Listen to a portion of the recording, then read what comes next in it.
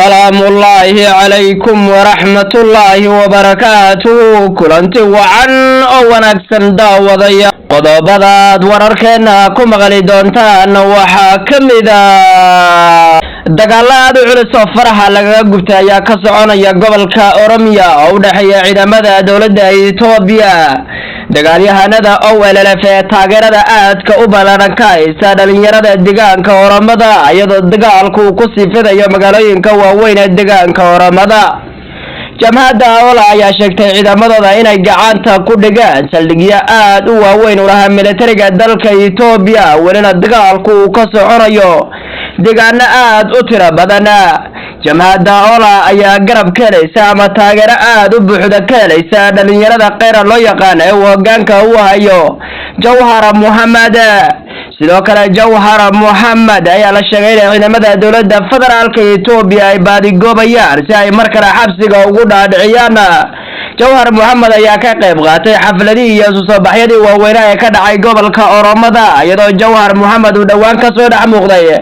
muuqaal soo bax aad u weyn lagu dhigay oo dhalinyarada qeyra uu Jawhar uu kamid ahaa iyadoo halkaasi la sheegay Jawhar Mohammed inay dawladda Itoobiya ay ku wargelisay in Jawhar xabsiga loo dhaadhicinayo iyadoo la sheegay ilaaladiisa qaybo kamid ahna in xabsiga loo dhaadhiciyay gobolka Oromada ay siyaasaddu aad u cakiran tahay iyadoo gobolka ay dagaalo culusna ka soconayaan sidoo kale siyaasiyiinta mucaaradka Jawhar Mohammed iyo Bagala Garba ayaa olole siyaasadeed ka wada gobolka Oromada si ay dhalinyarada gobolka Oromada ay markale abaabul weyn ugu sameeyaan ciidamada huwanta dagaalka xooggan kula jira xoogagga TPLF ayaa isku sii ballaarinaya deegaano aad u ballaaran oo ka tirsan xuduudda gobolka Tigrayga ciidamada huwanta uu hogaaminaya militariga dalka Itoobiya ayaa wacad ku maray inayna marnaba dagaalka kini doonin ilaa ay gacanta ku dhigaan magaalada Mekelle ee caasimadda gobolka Tigrayga ee xarunta u ahaa madaxda waaweyn ee xoogagga TPLF masaraakiisha ugu sareysa TPLF ee hoggaanka u hayaan Gabrasiyoor Gabre Makaayil Getachew Reda iyo saraakiil aad u tiro badan oo fariisinkoodu yahay magaalada Mekelle ciidamada dawladda Itoobiya ayaa sheegay inay jabkii abid ugu cusla gaarsiiyeen xoogagga Tigrayga ee dhawaan sida xoog ah looga saaray gobolka Wol ee deegaanka Axmaarada dagaalkuna uu ku sii fidayo deegaano aad u ballaaran oo ka tirsan gobolka Tigrayga sidoo kale xoogagga Tigrayga ayaa weerar aad u culus ku qaaday ciidamada Eritreanka ee ku sugan xuduudda gobolka Tigrayga ama deegaanada Badma iyo Rama Tigrayga ayaa sheegay dagaalkooda inay u jeeyeen dhanka dalka Eritrea iyadoo ciidamada Eritreanku ay muddo dheer dhabar jabin aad u ballaaran ku hayeen xoogagga Tigrayga dagaal culusna ay ka wadeen xuduudda gobolka Tigrayga hase yeeshee xoogagga Tigrayga ayaa sheegay dagaalkooda inay u jeeyeen dalka Eritrea oo caadaysay bay dhaheen markasta xoogagga Tigrayga cadawgooda ay saayaan inay garab weyn siiyaan xoogagga cadawga Tigrayga ama dhabarka ay ka jabiyaan ciidamada Tigrayga iyadoo ciidamada gaarka ee Tigrayga ay u soo qulqulayaan xuduudda gobolka Tigrayga iyo dalka Eritrea sidoo kale deegaanka Cafarta dagaal ayaa wali ka soconaya u dhaxeeya xoogagga TPLF militariga dalka Itoobiya oo saaxiibo badan ay garab siinayaan iyadoo dagaalku ka soconaya deegaano aad u ballaaran militariga dalka Itoobiya ayaa la sheegay inay xoogagga Tigrayga deegaano ka qabsadeen ku tirsan xuduudda iyo bartamaha deegaanka Cafarta oo maalmihii la soo dhaafay ay ka soconayeen dagaalada culus sidoo kale militariga dalka Soomaaliya ayaa wali sii wada abaabulkiisa xoreynta dalka Soomaaliya guud ahaan ba looga saarayo xoogagga argagixisada ee sida weyn uga dhaqaaqa dalka Soomaaliya koonfurta Soomaaliya ayaa laga dareemayaa dhaqaaqa ay bulshadu sameynayso ciidamada dawladda si gabi ahaanba xoogagga argagixisada looga xoreeyo dalka Soomaaliya oo nabad ahaan loo gaadho iyadoo ciidamada dawladda Soomaaliya iyo dhalinyarada sida weyn uga garab dagaalamaysa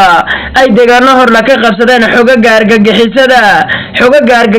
oo jab weyn ka soo gaadhay dagaaladii maanta ka dhacay koonfurta Soomaaliya qodobadaas iyo qodobo kale oo faahfaahsan ayaan warkeena ku eegaynaa taariikhdu waxay ku beegan tahay 4 bisha 10aad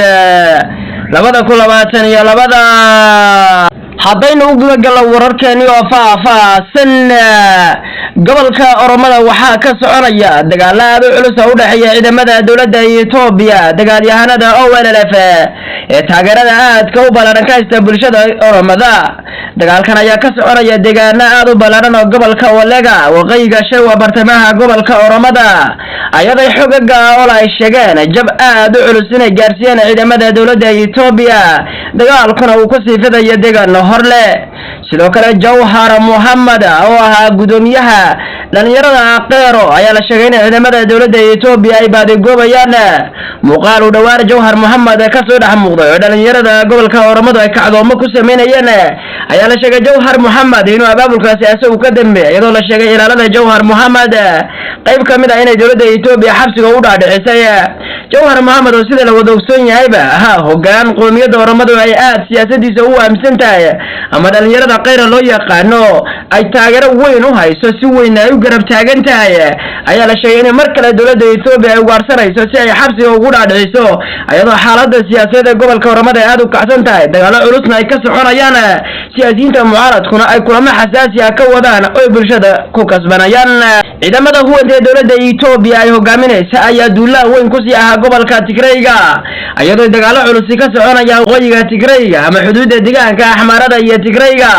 ciidamada dawladda Itoobiya ayaa wacad ku maray inay marna dagaalka hakini doonin ilaa ay ka gaaraan magaalada Mekele oo ah ujeedadooda koowaad inay gaaraan ay ku sugan yihiin xogaga TPLF madaxdooda ugu sareysa ee Gabrasiyoon Getachew Asafa iyo saraakiil aad u tiro badan oo aasaasiyaasha TPLF xarun u ahaa. dagaalka gobolka Axmaarada xuduudiisa ka soconaya ayaa la sheegay inuu aad u culus yahay iyadoo dawladda Itoobiya ay halkaasi gaarsiinayso kumanaan askari. gobolka Canfarta weli waxaa ka soconaya isku dhacyo aad u ballaaran iyadoo xogaga Tigrayga guulo waaweyn ka sheeganayaan dagaalka ka soconaya deegaanka Canfarta ayna sheegeen deegaano aad u ballaaran inay kala wareegeen xogaga ay hogaaminayaan militariga dalka Itoobiya. xogaga Tigrayga ayaa dagaal xooggan ku qaaday dalka Eritrea ama xuduudda u dhaxaysa Tigrayga iyo Eritreaanka iyadoo maalmihii la soo dhaafay militariga dalka Eritrea uu xuduudda dheer ee Baadhami u dhaxaysa xuduudda gobolka Tigrayga uu si weyn uga dharaaqayay taangida iyo hubka culusna lagu soo daabulayay ay TPLF ciidamadii u tiro badnaa u sii daabulaysa xuduuddaasi si ay ciidamada Eritrea gabi ahaanba uga sifeeyaan baa la yiri xuduudda gobolka Tigrayga. dagaalka u dhaxeeya Eritreaanka iyo Tigrayga ayaa aad u culus iyadoo Tigraygu ay ku andacoonayaan in Eritreaanku dhabarjabin aad u ballaaran ay ku hayaan xogaga TPLF. militariga dalka Soomaaliya iyo dhalinyarada kacdoon wadayaasha ee argagixisada si weyn dagaalka ugu jira koonfurta Soomaaliya ayaa sheegay guri abid ugu ballaaran inay ka gaareen xogaga argagixisadana ay ka xoreeyeen deegaano aad u tiro badan oo ku yaala gobolada Hiiraan iyo gobolada Shabeellaha Dhexe. dagaal aad u culus ayaa ka soconaya koonfurta Soomaaliya oo lagu doonayo xogaga argagixisada in gabi ahaanba dalka Soomaaliya lagaga xoreeyo iyadoo dawladda Soomaaliya ay horkacayso kacdoonkan laga soo horjeedo xogaga argagixisada ee lagu doonayo gabi ahaanba dalka Soomaaliya in lagaga sifeeyo. tani kulanti dambe wacan salaamullaahi calaykum wa rahmatullaahi wa barakaatuh.